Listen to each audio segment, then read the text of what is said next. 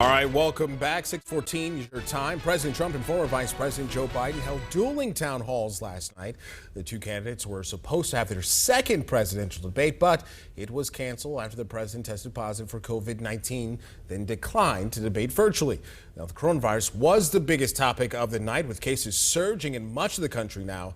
CBS's Laura Podesta is in Washington with the highlights. There's no record of you. Former Vice President Joe Biden said President Trump has not taken the coronavirus seriously. Americans don't panic. He panicked. In a town hall moderated by ABC News' George Stephanopoulos, Biden said it's a president's job to lead. And when a president doesn't wear a mask or makes fun of folks like me when I was wearing a mask for a long time, then, people say, well, it mustn't be that important. In a separate event on NBC News, President Trump told moderator Savannah Guthrie the pandemic is almost over. It's rounding the corner, and we have the vaccines coming, and we have the therapies coming. Here on Capitol Hill, Republicans are hoping to confirm Amy Coney Barrett to the Supreme Court by the end of the month.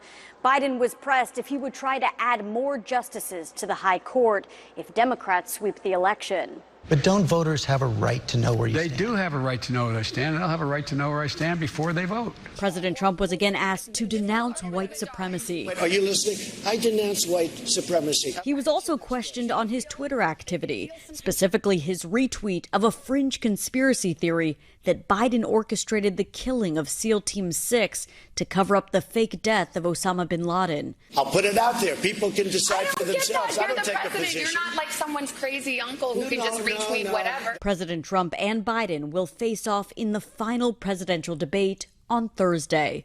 Laura Podesta, CBS News, Capitol Hill. President Trump says he doesn't know if he was tested for the coronavirus the day of the last debate. Just 2 days later, he did test positive, though. Biden says he hopes the president will be tested before arriving for the next schedule.